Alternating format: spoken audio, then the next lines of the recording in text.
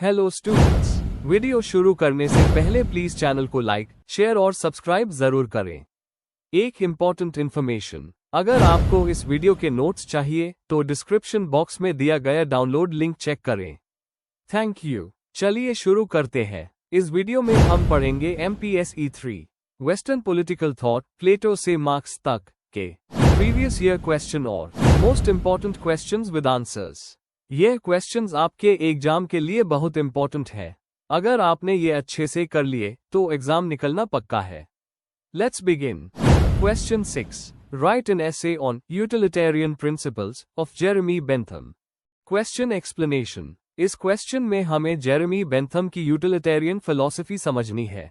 इसमें हमें उनके principle of utility, pleasure pain theory, hedonic calculus और लॉ पॉलिटिक्स के एप्लीकेशंस को कवर करना है। साथ ही उनकी थियरी का क्रिटिकल एवैल्यूएशन भी करना है। Answer. Introduction. Jeremy Bentham 1748 to 1832 एक इंग्लिश फिलोसोफर और जूरिस्ट जिन्होंने क्लासिकल यूटिलिटेरियनिज्म की फाउंडेशन रखी। उनका मेन आइडिया था प्रिंसिपल ऑफ यूटिलिटी, जिसका मतलब है कोई भी एक्शन तभी सही है जब वो ज्यादा से ज्यादा लोगों की खुशी बढ़ता है या दुख कम करता है। बेंथम के हिसाब से इंसान हमेशा 2 चीजों से चलाया जाता है, सुख, प्लेजर, और दुख, पेन। इसी पर उन्होंने मोरालिटी और पॉलिटिक्स को बेस किया। Main body. 1. Principal of utility. Bentham का कहना था कि हर एक्शन की वैल्यू उसके यूजफुलनेस पर डिपेंड करती है। अगर कोई एक्शन लोगों की खुशी बढ़ता है तो वो मॉरली सही है। हैप्पीनेस का मतलब उन्होंने प्लेजर और पेन के एब्सेंस से लिया। एग्जाम्पल, अगर चोरी के खिलाफ कानून बन जाए तो लोग सिक्योर फील करेंगे और समझ में खुशी बढ़ेगी।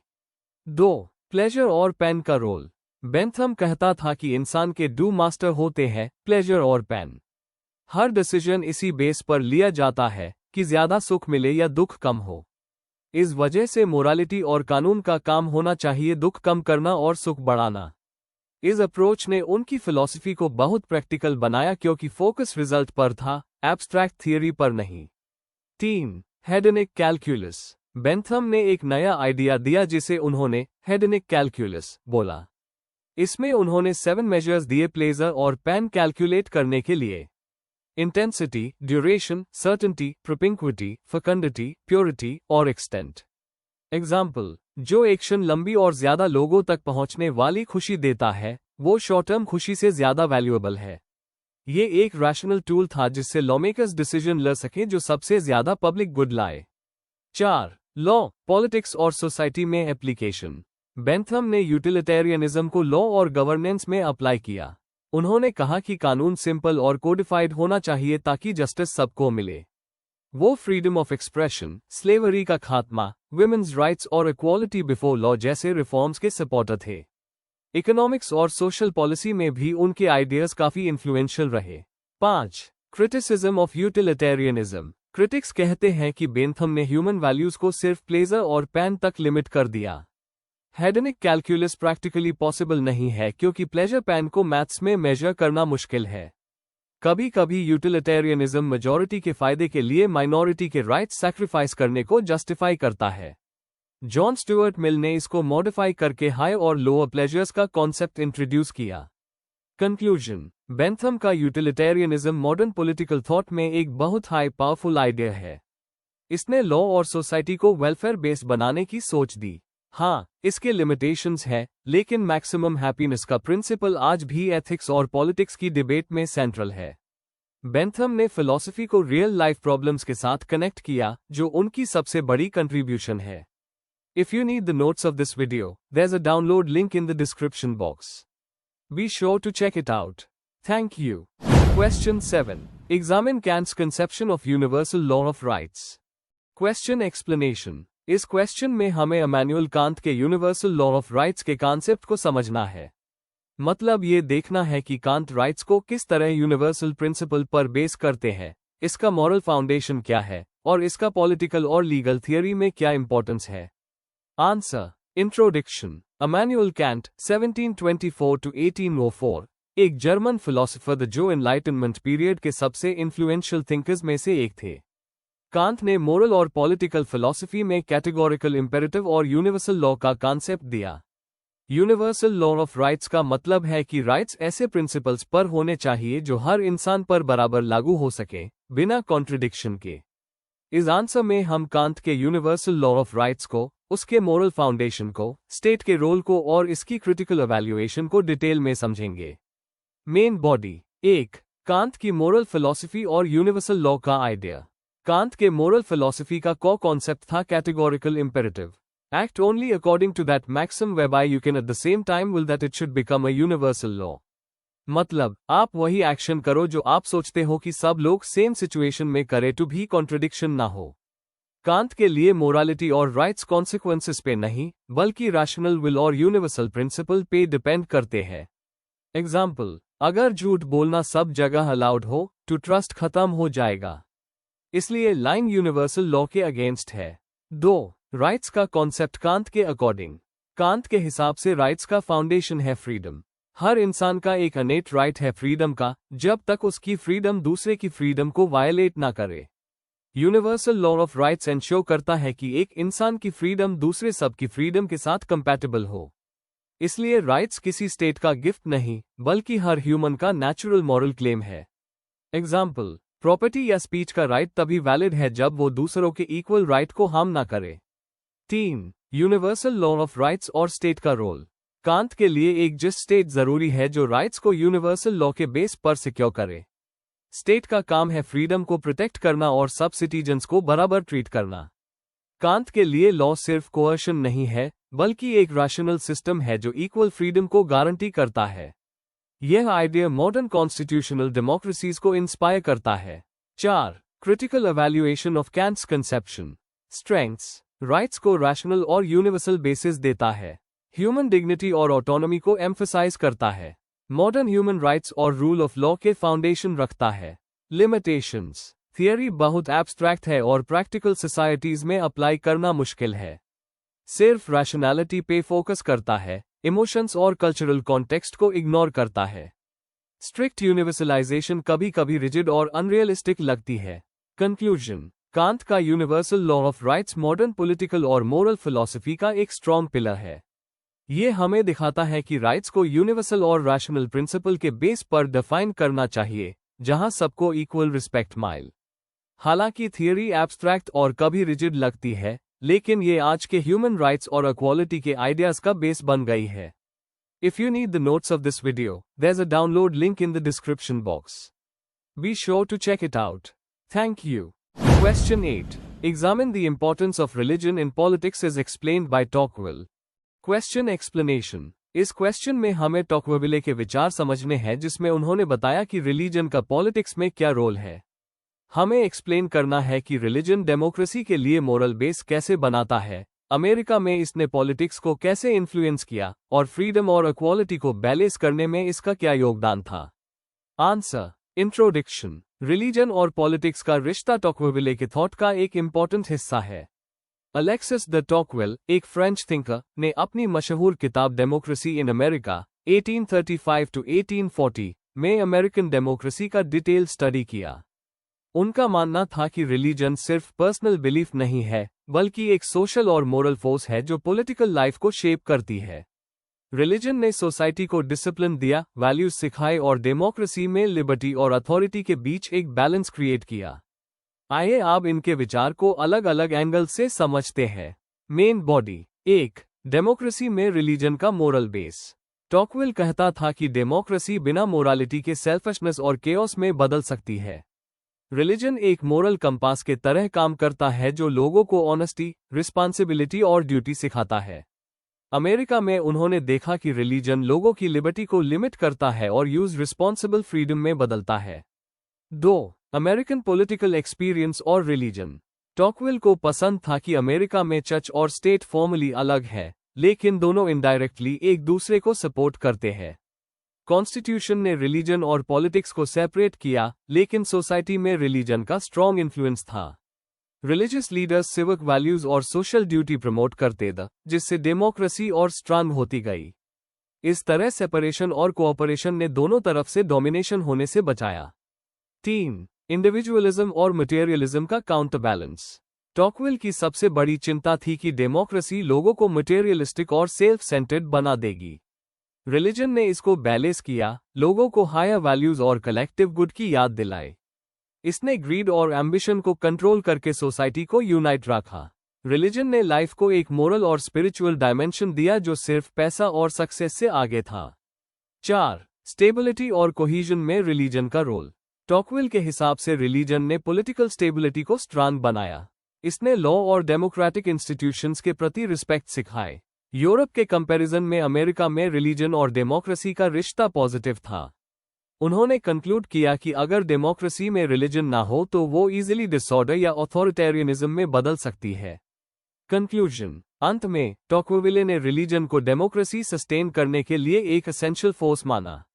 रिलीजन ने मॉरल डिसिप्लिन दिया, लिबर्टी और रिस्पॉन्सिबिलिटी का बैलेंस बनाया और इंडिविजुअलिज्म के डेंजर्स को कम किया। अमेरिकन डेमोक्रेसी का एग्जाम्पल उन्होंने यूज करके बताया कि रिलीजन बिना पॉलिटिक्स में डायरेक्ट एंट्री किए भी सोसाइटी को गाइड कर सकता है।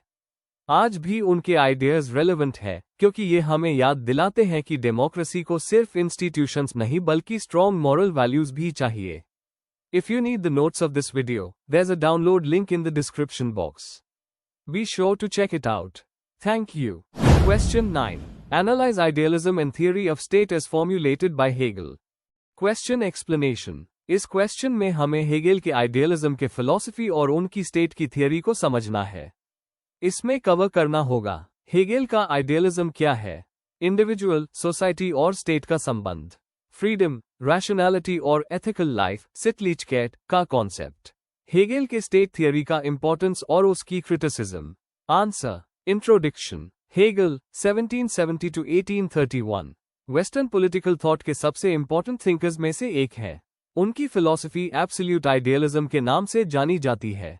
पॉलिटिकल थियरी में हेगेल ने स्टेट को एथिकल लाइफ और रैशनल फ्रीडम का हाईएस्ट एक्सप्रेशन माना। हेगेल के लिए स्टेट एक मोरल और रैशनल इंस्टीट्यूशन है जिसमें इंडिविजुअल अपनी असली फ्रीडम को रियलाइज करता है। इस आंसर में हम हेगेल के आइडियलिज्म, स्टेट की थियरी और उसके कंट्रीब्यूशंस और क्रिटिसिज्म्स को डिटेल में समझेंगे। Main body. 1. हेगेल का आइडियलिज्म। हेगेल कहता था कि रियलिटी बेसिकली स्पिरिचुअल और रैशनल होती है। उसने अपनी dialectical method, thesis, antithesis, synthesis के थ्रू समझाया कि हिस्ट्री रैशनल प्रोसेस के थ्रू अनफोल्ड होती है। मटेरियलिस्ट थिंकर्स के ऑपोजिट हेगेल आइडियाज और कॉन्शियसनेस को ज्यादा इंपॉर्टेंट मानता था।